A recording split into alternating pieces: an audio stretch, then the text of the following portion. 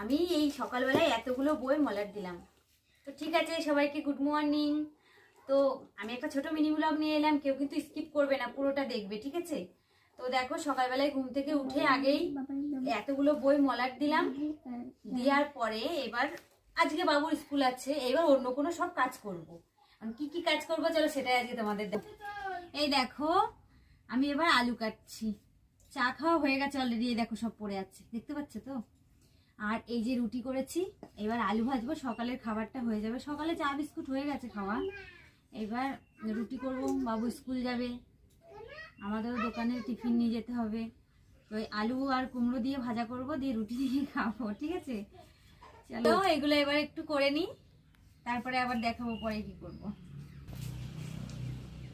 এই দেখো, ওদিকে রান্নাটা চাপিয়ে দিয়েছে, জামা কাপড় আমি আগেই কেচে রেখেছিলাম। সকালে ভীষণ কুয়াশা ছিল,